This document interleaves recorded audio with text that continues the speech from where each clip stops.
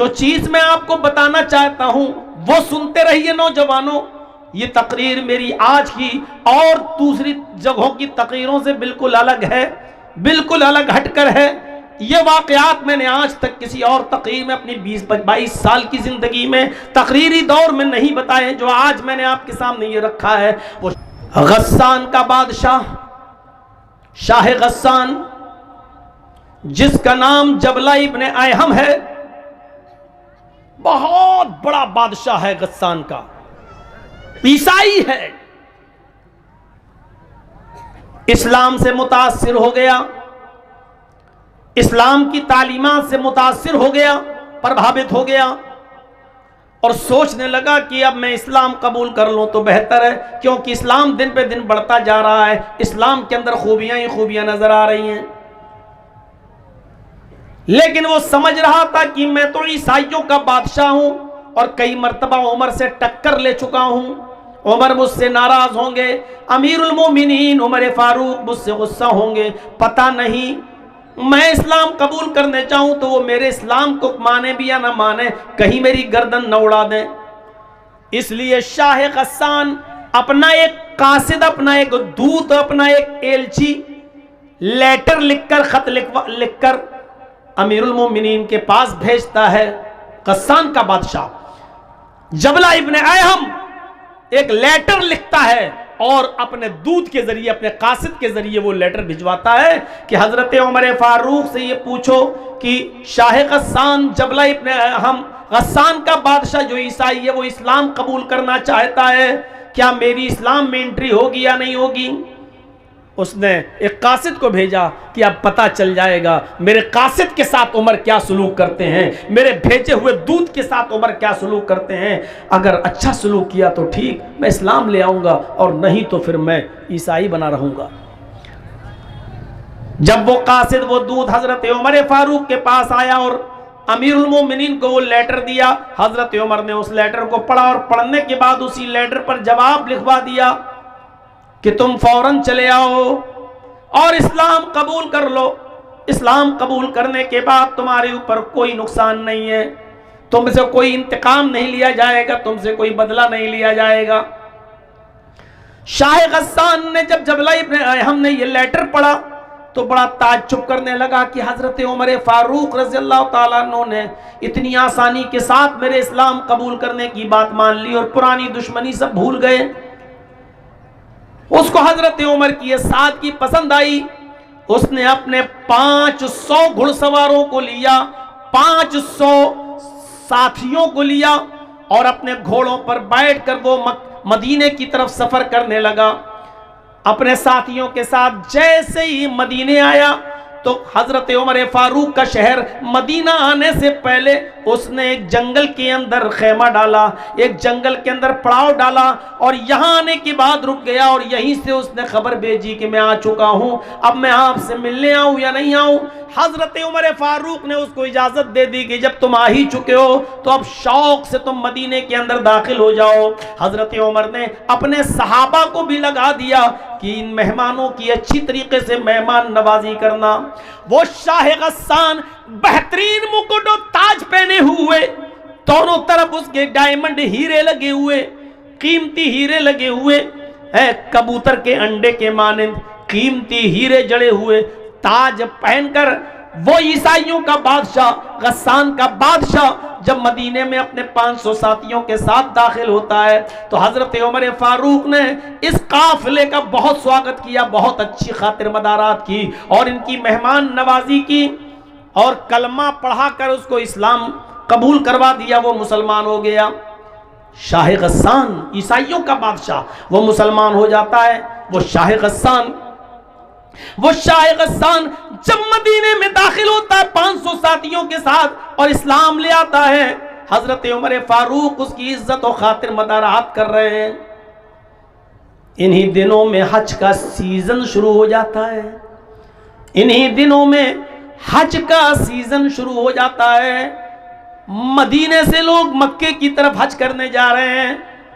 حضرت عمر فاروق نے شاہ غسان سے جبلہ ابن ایہم سے کہا کہ کیوں نہ آپ کو بھی حج کا موقع مل رہا ہے، تم بھی چلو اور تم بھی حج کر لو، ہم لوگ جا رہے ہیں حج کرنے کے لیے۔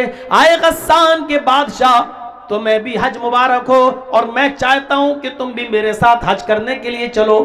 وہ بھی تیار ہو گیا، اور شاہ غسان جب تیار ہوتا ہے حج کرنے کے لیے، روانہ ہوا اپنے ساتھیوں کے ساتھ، اور یہ سب لوگ جب مکے میں پہنچے تو الگ الگ ہو گئے۔ چلو جاؤ، اب طواف کے بعد ملیں گے، عمرے کے بعد ملیں گے، بعد میں ملاقات ہوگی۔ حضرت عمر بھی طواف کرنے لگے، اور خانہ کعبہ پہنچنے کے بعد شاہ غسان بھی طواف کرنے لگا۔ ایک خوبصورت لنگی پہنے ہوئے تھا احرام کی شکل میں، اوپر ایک چادر ڈالے ہوئے تھا، اور بہترین قسم کی ایک لنگی پہنے ہوئے تھا۔ بادشاہ تھا، چونکہ وہ پیسوں کی اس کے پاس کوئی کمی نہیں تھی۔ وہ طواف کرنے لگا۔ دوران طواف ایک نوجوان صحابی سے، جو اعرابی تھا، جو دیہاتی تھا، وہ نوجوان صحابی بھی طواف کر رہا تھا۔ بھیڑ زیادہ ہونے کی وجہ سے اس نوجوان آدمی کا پیر شاہ غسان کی لنگی کے اوپر رکھ گیا۔ ایسے وہ طواف ہو رہا تھا تو ایسے وہ پیر سے لنگی دب گئی، شاہ غسان کی لنگی دب گئی۔ شاہ غسان جب آگے بڑھا تو اس کی لنگی کھل گئی، شاہ غسان کی لنگی کھل گئی۔ چادر اتنی لمبی تھی اوپر والی، جو نیچے تک تھی اس کی شرمگاہ نہیں دکھائی دی، سطر نہیں کھلا، اس کی لنگی کھل گئی۔ اس نے جلدی سے، نوجوان نے، اس مسلمان صحابی نے جلدی سے اس کی لنگی اٹھا کر اس کو دی کہ بھائی غلطی سے، دھوکے سے میرا پیر تمہاری چادر پر، تمہاری لنگی پر رکھ گیا۔ شاہ غسان نے دیکھا ایک غریب آدمی جس کے احرام میں پیوند لگے ہوئے ہیں، جس کے کپڑے میں جوڑ لگے ہوئے ہیں، اس کمینے نے، اس کمبخت نے میری لنگی کو اپنے پیر سے دبا دیا۔ شاہ غسان پیچھے مڑا اور اس نے ایک زوردار تھپڑ اس مسلمان نوجوان کو، اس صحابی کو مار دیا۔ دیکھو اس لڑکے کو روکو تو لال لائٹ مار رہا ہے، یہی ماں باپ نے سکھایا ہے۔ اتنے سے بچے ہیں، ان کو یہ بھی نہیں معلوم لائٹ کہاں ماری جاتی ہے۔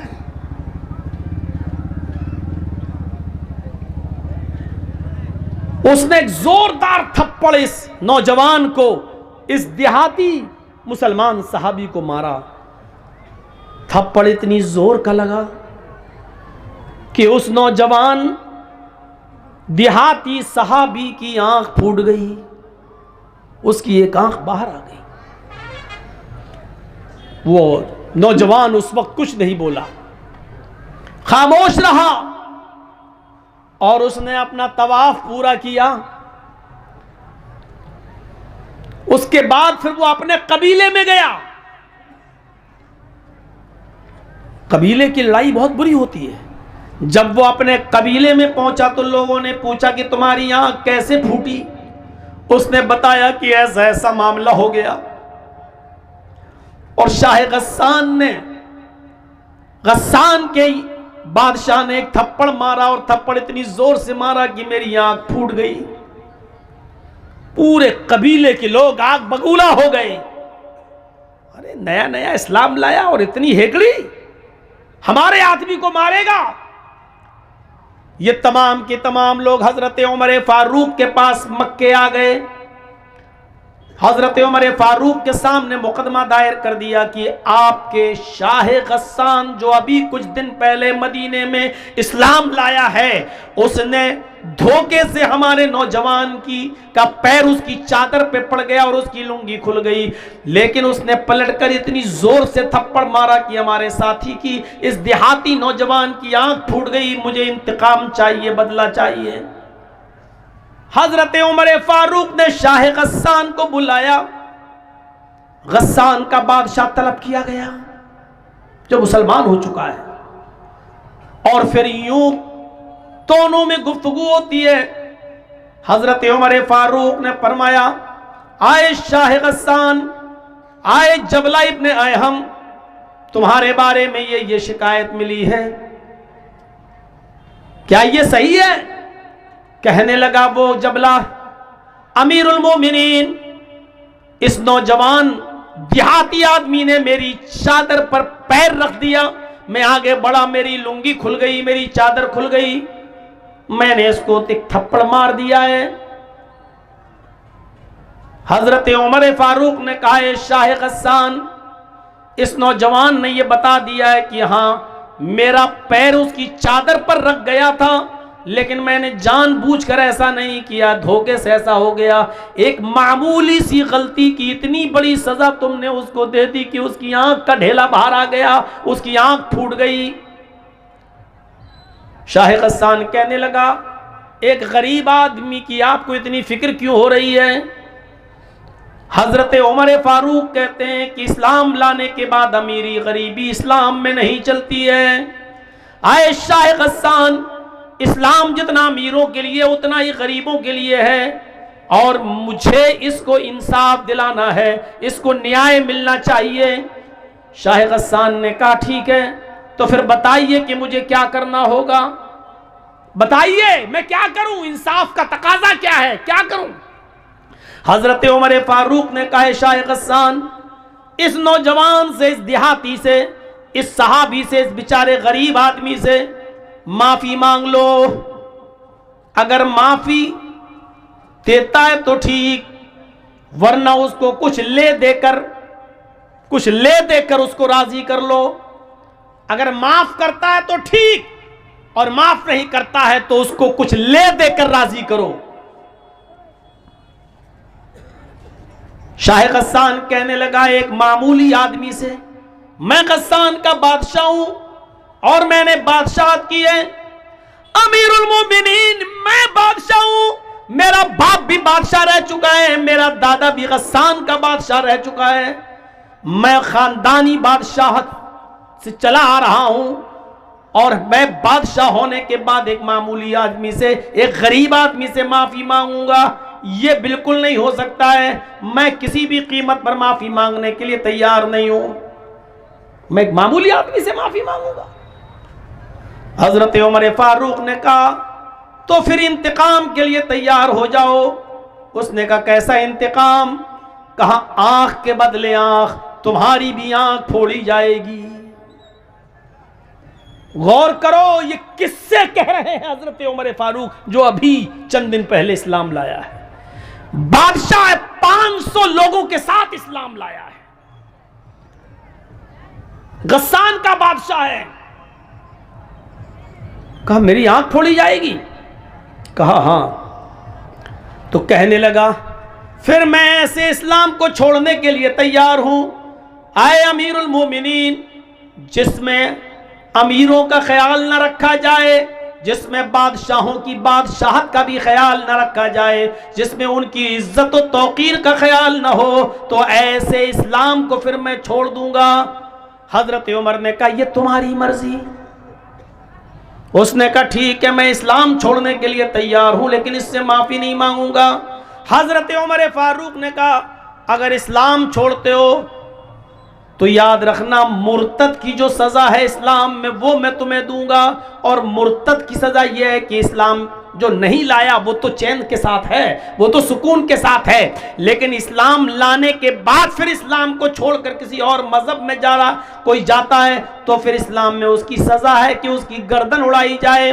اگر تم اسلام کو چھوڑنے کا ارادہ بنا رہے ہو تو پھر میں تمہاری گردن اڑانے کے لیے تیار ہوں، ابھی تو آنکھ پھڑوا لو، تمہارا معاملہ بن جائے گا، آنکھ کے بدلے آنکھ۔ اور اگر اسلام کو چھوڑنے کی دھمکی دی تو مرتد کی سزا یہ ہے اسلام میں کہ اس کی گردن اڑا دی جائے، میں تمہاری گردن اڑا دوں گا۔ وہ چاروں طرف سے پھنس گیا۔ شاہ غسان معافی مانگ رہا ہے تو چھوٹا ہو رہا ہے، آنکھ پھڑوا نہیں سکتا، مرتد ہو جائے تو قتل۔ اس نے کہا امیر المومنین میں چاروں طرف سے اس وقت پھنسا ہوا ہوں، مجھے ایک دن کی مہلت دیجئے، میں سوچ سمجھ کر بتاتا ہوں، مجھے معافی مانگنا ہے یا آنکھ پھڑوانا ہے یا مجھے اسلام چھوڑنا ہے، مجھے فیصلہ کرنے کے لیے مجھے ایک دن کی مہلت دیجئے، 24 گھنٹے کی مہلت۔ حضرت عمر فاروق نے کہا ٹھیک ہے، میں تمہیں ایک دن کی مہلت دیتا ہوں، سوچ سمجھ کر بتاؤ، معافی مانگ لو گے وہ اگر معاف کر دے گا تو ٹھیک، اور مجھے امید ہے کہ انشاءاللہ وہ معاف کر دے گا، لیکن یہ اس کا معاملہ ہے، وہ کرے یا نہ کرے۔ لے دے کے معاملہ بنا لو، جتنے میں وہ تیار ہو جائے، اس پہ بھی نہیں بنتا ہے تو پھر آنکھ پھڑواؤ، کوئی ایک فیصلہ، جاؤ میں تمہیں 1 دن کی مہلت دیتا ہوں۔ وہ اپنے بستی میں گیا جہاں رکا ہوا تھا 500 آدمیوں کے ساتھ، اور ان لوگوں سے کہتا ہے کہ ایسا ایسا معاملہ ہے، اس اسلام میں ہماری کوئی عزت نہیں ہے، توقیر نہیں ہے، ہم کو غریبوں کے ساتھ لا کے بٹھا دیا گیا اور کہا کہ اس کو بدلہ دو، لہٰذا رات کی تنہائی ہونے دو، جب ساری دنیا بے ہوشی میں سو رہی ہوگی اس وقت ہم 500 آدمی یہاں سے فرار ہو جائیں گے۔ لہٰذا جیسی رات کی تاریکی ہوئی، رات کا اندھیرا آیا اور سب لوگ خواب غفلت میں بے ہوش ہو کے جب سونے لگے تو شاہ غسان جبلہ ابن احم اپنے 500 ساتھیوں کے ساتھ رات کے اندھیرے کا فائدہ اٹھا کر بھاگ گیا، اور وہ غسان پہنچ گیا۔ میرے پیارے ساتھیوں، حضرت عمر فاروق نے اس کی کوئی پرواہ نہیں کی، 500 لوگ چلے گئے چاہیں، لیکن انصاف کا مرڈر نہیں ہونا چاہیے، عدل باقی رہنا چاہیے۔ اسلام کی تعلیم یہی ہے کہ انصاف قائم رہے، ایک غریب آدمی کو، ایک غریب نوجوان کو بھی انصاف ملنا چاہیے۔ حضرت عمر فاروق نے کہا نوجوان وہ گیا 500 آدمیوں کو بھی لے گیا، کوئی پرواہ نہیں، اللہ کا شکر ہے کہ میں نے عدل کو بچایا، میں نے نیائے کو بچایا، میں نے انصاف کو بچایا۔ میرے بھائیوں، ایسا عدل کرنے والا امیر المومنین حضرت عمر فاروق جیسا شخص قیامت کے دن عرش کے سائے میں ہوگا۔ ایسے ہی لوگوں کے بارے میں اللہ کے نبی نے فرمایا کہ 7 قسم کے لوگ قیامت کے دن اللہ کے عرش کے سائے میں ہوں گے، اس دن اللہ کے عرش کے سائے کے علاوہ کوئی دوسرا سایہ نہیں ہوگا۔ الامام العادل، پہلا شخص عدل و انصاف کرنے والا، حکمراں، حاکم وقت، امیر جو گھر کا بھی ذمہ دار ہو۔ حضرت نعمان ابن بشیر رضی اللہ تعالیٰ عنہ فرماتے ہیں کہ ایک بار مجھے میرے باپ، میرے والد اللہ کے نبی جناب محمد رسول اللہ صلی اللہ علیہ وسلم کی خدمت میں لے گئے، اللہ کے نبی صلی اللہ علیہ وسلم کے پاس لے گئے۔ کون؟ نعمان ابن بشیر کے باپ۔ نعمان ابن بشیر فرماتے ہیں کہ مجھے میرے باپ ہاتھ پکڑ کر لے کر گئے اور اللہ کے نبی صلی اللہ علیہ وسلم کی خدمت میں پہنچے، اور اللہ کے نبی محمد رسول اللہ صلی اللہ علیہ وسلم سے فرمانے لگے، اے اللہ کے نبی، ھذا ابنی، یہ میرا بیٹا ہے، اے اللہ کے نبی یہ میرا بیٹا ہے، میرے پاس ایک غلام ہے جو میرا غلام ہے، وہ غلام میں اپنے بیٹے کو گفٹ کر رہا ہوں، وہ غلام میں اپنے بیٹے کو دے رہا ہوں، وہ غلام آج کے بعد میرے بیٹے کا ہوگا۔ اے اللہ کے نبی صلی اللہ علیہ وسلم، آپ گواہ بن جائیے کہ میں اپنے بیٹے کو غلام دے رہا ہوں، بعد میں اگر کوئی جھگڑا ہو، کوئی اس پر دعویٰ ٹھوکے تو آپ گواہی دے دیجئے گا کہ نہیں، میرے سامنے نعمان ابن بشیر کے باپ نے اپنا غلام اپنے بیٹے کو دیا تھا۔ نبی اکرم صلی اللہ علیہ وسلم نے نعمان ابن بشیر کے باپ سے پوچھا، کیا تمہارے اور بھی بچے ہیں، اور بھی بیٹے ہیں؟ انہوں نے جواب دیا کہ ہاں، ہماری اور بھی اولادیں ہیں، ہمارے اور بھی بیٹے ہیں۔ فرمایا کیا تم ان کو بھی ایک ایک غلام دے رہے ہو؟ کیا تم ان کو بھی ایک ایک غلام دے رہے ہو؟ نعمان ابن بشیر کے باپ نے فرمایا نہیں، میں صرف اپنے اسی ایک بیٹے کو، ایک غلام ہے وہ میں اس کو ہبہ کر رہا ہوں، وہ میں اس کو دے رہا ہوں۔ اللہ کے نبی جناب محمد رسول اللہ صلی اللہ علیہ وسلم فرماتے ہیں پھر اپنے اس بچے سے بھی وہ غلام لے لو، اگر دینا ہے تو سارے بیٹوں کو ایک ایک غلام دو، اور اگر نہیں دینا ہے تو اس بچے سے بھی لے لو۔ میں بے ایمانی کے سودے پر گواہ نہیں بنتا، مجھے گواہ بنانا ہے تو ایمانداری کے ساتھ گواہ بناؤ، سب کو ایک ایک غلام دو، اور اگر ایک ایک غلام سب کے لیے نہیں ہے تو اپنے بیٹے سے بھی وہ غلام لے لو، نعمان ابن بشیر کو بھی مت دو۔ یہ عدل ہونا چاہیے باپ کا۔ کتنے لوگ ہیں آپ باپ ہوں گے، 4 بچوں کے، 5 بچوں کے، 6، غور کریں زمین و جائیداد کا بٹوارا، غور کریں کیا آپ نے وصیت کی؟ آپ کے 2 بیٹے ہیں 2 بیٹیاں ہیں، آپ کے مرنے کے بعد بیٹوں نے وراثت لے لی، کیا آپ کی بیٹیوں کو بھی حق ملا؟ مسئلہ یاد رکھیے گا، باپ کی زندگی میں اولاد کا کوئی حق نہیں ہے، باپ کی زندگی میں اولاد کا کوئی حق نہیں ہے۔ اگر وہ اپنی زندگی میں بٹوارا کرتا ہے کوئی باپ، تو جتنا بیٹے کو دے گا اتنا ہی بیٹی کو بھی دے گا، جتنا بیٹے کو دے گا اتنا بیٹی کو بھی دے گا۔ ہاں، اگر باپ نے زندگی میں بٹوارا نہیں کیا تو باپ کی وراثت باپ کے انتقال کے بعد جب تقسیم ہوگی تو جتنا بیٹے کو ملے گا اس سے آدھا بیٹی کا بھی حق بنے گا، لیکن وراثت مرنے کے بعد تقسیم ہوگی تب۔ لیکن آپ نے وصیت کی کہ میرے انتقال کے بعد میرے بیٹوں کا جتنا بنے بیٹوں کو دینا، میری بیٹی کا جتنا بنے ان بیٹیوں کو دینا، کیا آپ نے وصیت کی؟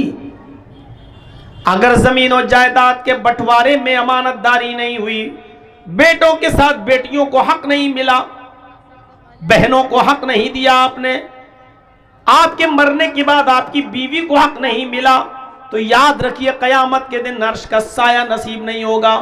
سایہ عرش کا ملے گا ہی اس شخص کو جو عدل و انصاف کر رہا ہوگا۔ ایک ذمہ دار شخص کے لیے ضروری ہے کہ وہ ذمہ داری کے ساتھ نبھائے اور عدل و انصاف کرنے کی وصیت کر جائے اپنی زندگی میں کہ میرے بچوں سنو، ایک عالم کو بلا لینا میرے انتقال کے بعد، اور وہ زمین و جائیداد کا بالکل صحیح بٹوارا کر دے، بیٹوں کا جتنا بنتا بیٹوں کو دے دے، بیوی کا جتنا بنتا وہ بیوی کو دے دے، بہنوں کا بیٹیوں کا جتنا بنتا وہ بیٹیوں کو دے دے، میرے مرنے کے بعد میری بہن کا جتنا بنتا وہ بہن کا حق دیا جائے۔ اگر آپ نے یہ عدل سے کام نہیں لیا تو یاد رکھیے گا، سبعۃ یظلھم اللہ فی ظلہ یوم لا ظل الا ظلہ، الامام العادل۔ قیامت کے دن جو 7 قسم کے لوگ اللہ کے عرش کے سائے میں ہوں گے ان میں ہم نہیں ہوں گے، کیونکہ ہم نے اپنی اولاد کے ساتھ عدل و انصاف کا معاملہ نہیں نبھایا۔ اگر آپ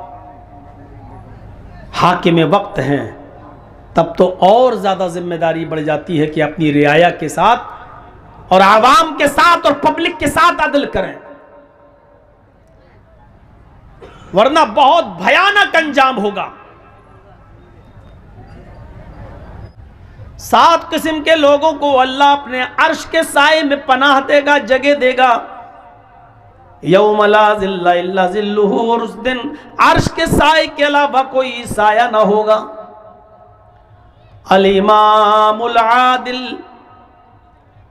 عدل و انصاف کرنے والا امیر، عدل و انصاف کرنے والا امام، عدل و انصاف کرنے والا حکمراں، حاکم وقت، پہلا شخص۔ وَالشَّابُ النَّشَأَ فِي عِبَادَةِ رَبِّهِ، دوسرا وہ نوجوان جو اپنے رب کی عبادت میں لگا ہوا ہے، وہ نوجوان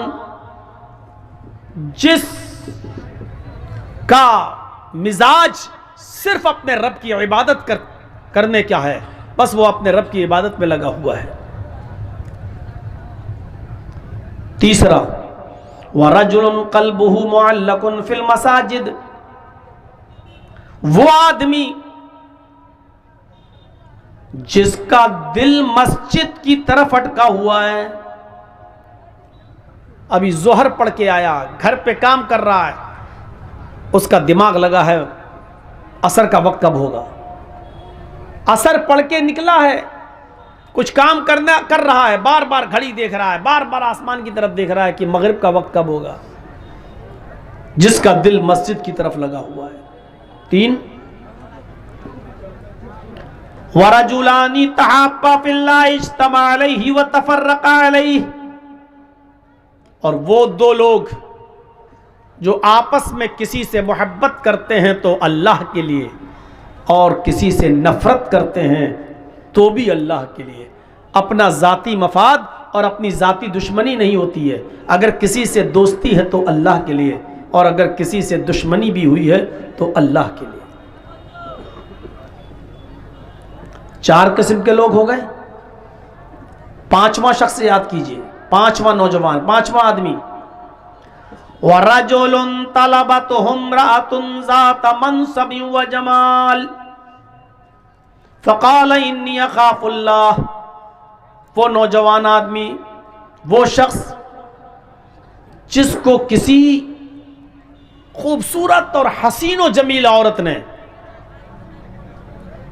اور عزت دار اور شریف خاندان کی عورت نے اس کو گناہ کرنے کی دعوت دی، اس کو برائی کی طرف بلایا، اس کو اپنی طرف مائل کیا، اس کو اپنی طرف لبھانا چاہتی ہے، اس کے ساتھ منہ کالا کرنے کی دعوت دے رہی ہے، اس کے ساتھ زنا کرنا چاہتی ہے اور اس کو بلا رہی ہے، اس کو دعوت دے رہی ہے گناہ کرنے کی. اور اس آدمی نے اس کی دعوت کے ملنے کے بعد، اس کی طرف سے نمنترن ملنے کے بعد، نیوتا ملنے کے بعد، برائی کا موقع ہونے کے باوجود اس عورت کو جھاڑتے ہوئے پھٹکارتے ہوئے کہہ دیا، دور ہٹ، انی اخاف اللہ، میں اللہ سے ڈرتا ہوں. یہ 5واں آدمی بھی اللہ کے عرش کے سائے میں ہوگا. اور 6واں شخص کون ہوگا؟ وَرَجُلٌ تَصَدَّقَ بِصَدَقَةٍ فَأَخْفَاهَا.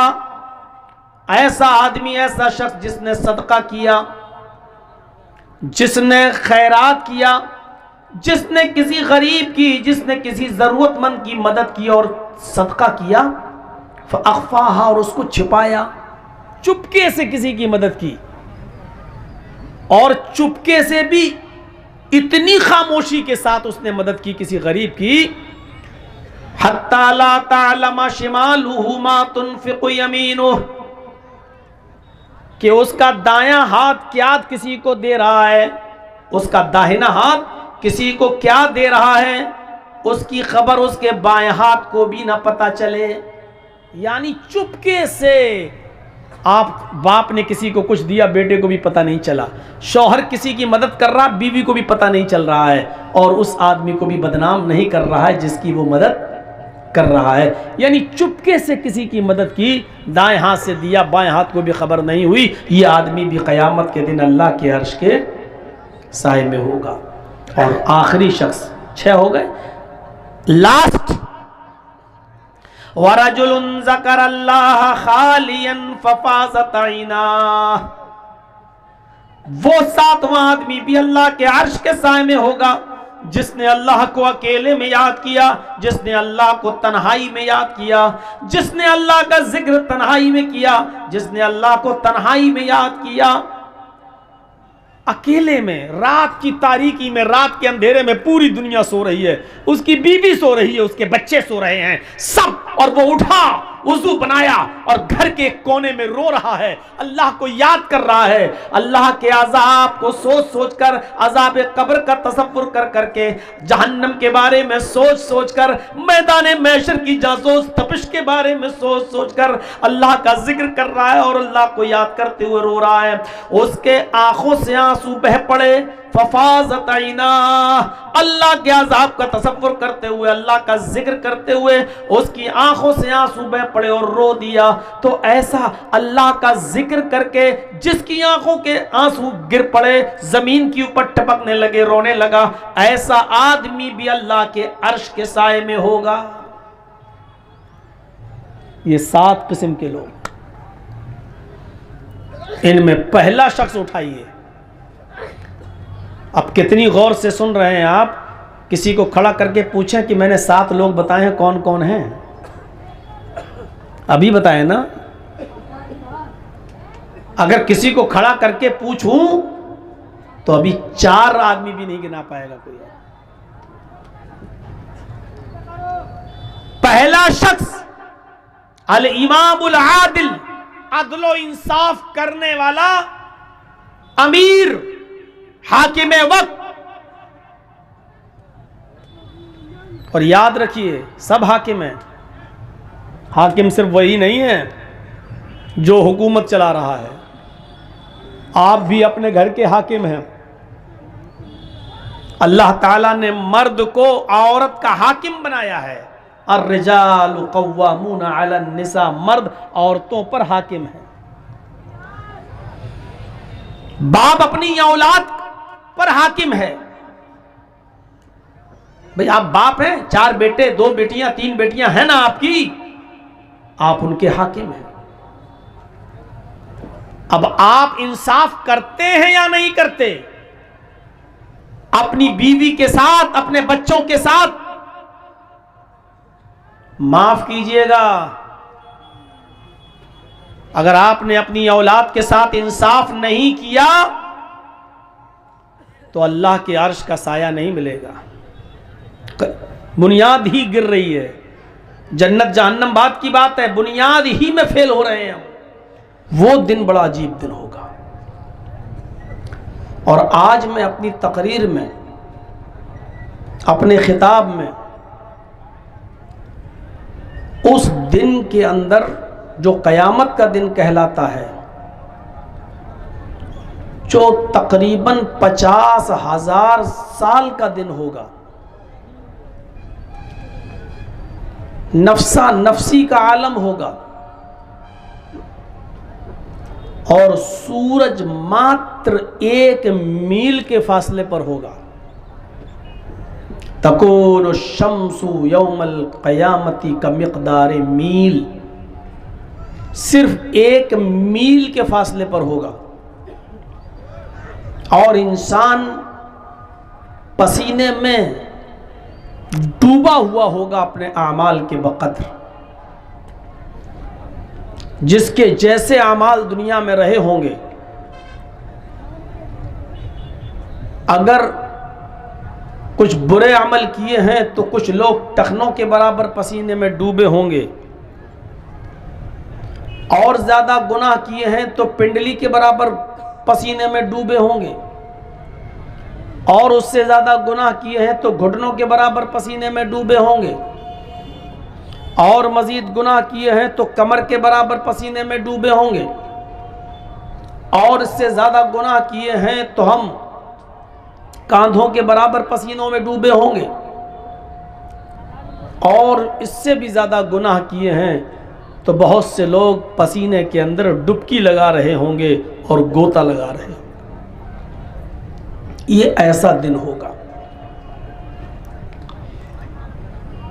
حضرت عائشہ صدیقہ رضی اللہ تعالی عنہا نے پوچھا تھا اور کہا تھا ایک بار اللہ کے نبی صلی اللہ علیہ وسلم سے کہ اللہ کے رسول صلی اللہ علیہ وسلم، کیا قیامت کے دن کوئی رشتہ دار اپنے رشتہ دار کو یاد رکھے گا؟ شوہر اپنی بیوی کو یاد رکھے گا؟ باپ اپنے بیٹے کو یاد رکھے گا؟ ماں اپنی بیٹی کو یا بھائی اپنی بہن کو یاد رکھے گا؟ تو اللہ کے نبی صلی اللہ علیہ وسلم نے فرمایا، عند المیزان، جہاں ترازو رکھی جائے گی نیکیاں اور برائیاں تولنے کے لیے، جب نیکیاں اور برائیاں تولی جا رہی ہوں گی اس وقت کوئی کسی کو یاد نہیں کرے گا. ہر انسان کو اپنی فکر ہوگی کہ ہم نیکیوں میں بھاری ہیں یا نہیں، ہمارے اعمال کا پلڑا بھاری ہے یا نہیں، ہم جنتی ہیں یا نہیں.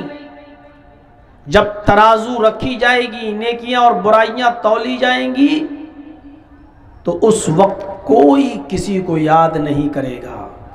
سب کو اپنی اپنی فکر ہوگی، اپنی اپنی ٹینشن ہوگی سب کو. ایک تو اس موقع پر کوئی کسی کو یاد نہیں کرے گا، اور پھر اللہ کے نبی صلی اللہ علیہ وسلم فرماتے ہیں پل صراط پر کوئی کسی کو یاد نہیں کرے گا. کسی کو کسی کی فکر نہیں ہوگی، کیونکہ پل صراط جہنم کے اوپر ہوگا، اور ہر شخص کو پل صراط کے اوپر سے گزرنا ہوگا. اگر دنیا میں اچھے اعمال نہیں کیے تو اس کا ہاتھ چھوٹ جائے گا اور وہ سیدھے جہنم میں گر جائے گا. اور جس کے اچھے اعمال رہے ہوں گے وہ پلک جھپکتے ہی اس پل صراط کو پار کر جائے گا۔ تو جس وقت پل صراط پر انسان کو گزارا جائے گا اس وقت کوئی کسی کو یاد نہیں کرے گا، ہر شخص یہ چاہے گا کہ میں آسانی کے ساتھ پل صراط سے گزر جاؤں۔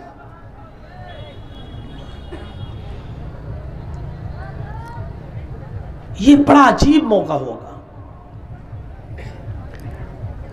اور اس قیامت کے دن، ابھی جنت اور جہنم کا معاملہ چھوڑ دیجئے، ابھی حساب و کتاب کی بات چھوڑ دیجئے، ابھی قیامت کے دن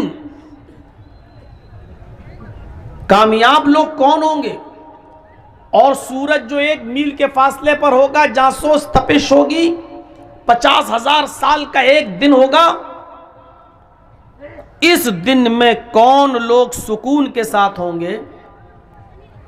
اللہ رب العالمین کے عرش کا سایہ ہوگا، اس سائے میں جو لوگ ہوں گے بس وہی لوگ سکون کے ساتھ ہوں گے۔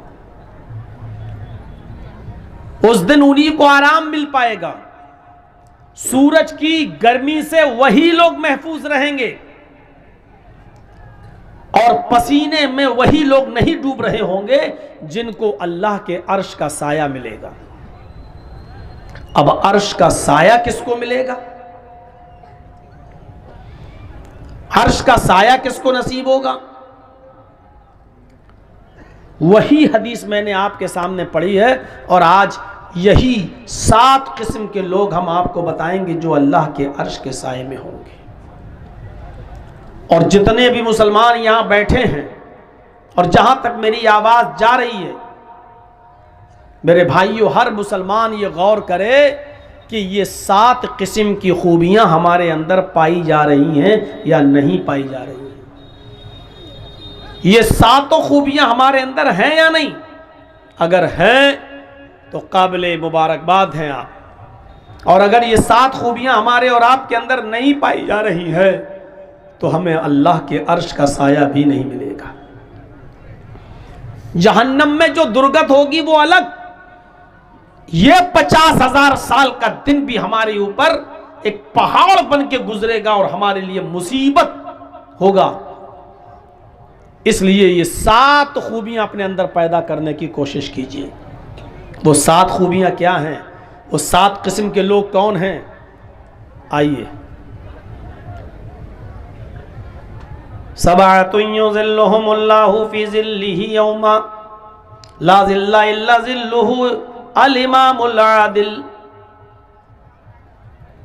7 قسم کے لوگ اللہ کے عرش کے سائے میں ہوں گے، یوم لا ظل الا ظلہ، اس دن اللہ کے عرش کے سائے کے علاوہ کوئی دوسرا سایہ نہیں ہوگا۔ اللہ تعالی عنہ قال قال رسول اللہ صلی اللہ علیہ وسلم سبعۃ یظلھم اللہ فی ظلہ یوم لا ظل الا ظلہ الامام العادل والشاب نشأ فی عبادۃ اللہ ورجل قلبه معلق فی المساجد ورجلان تحابا فی اللہ اجتمع علیہ وتفرق علیہ ورجل طلبته امرأة ذات منصب وجمال فقال انی اخاف اللہ ورجل ذکر اللہ خالیا ففاضت عیناہ ورجل تصدق بصدقۃ فاخفاها حتى لا تعلم شماله ما تنفق يمينه رواه البخاری۔ رب اشرح لي صدری ويسر لي امری واحلل عقدۃ من لسانی یفقهوا قولی۔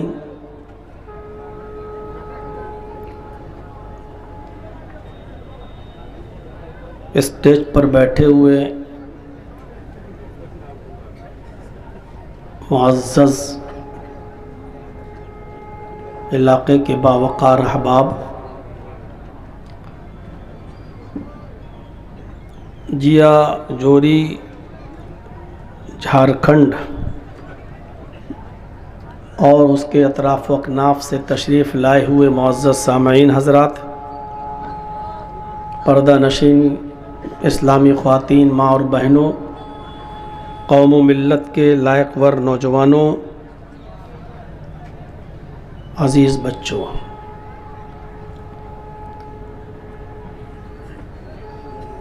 یقیناً 2 روزہ اس پروگرام میں آپ نے کل بھی شرکت کی ہوگی اور آج بھی کی ہے،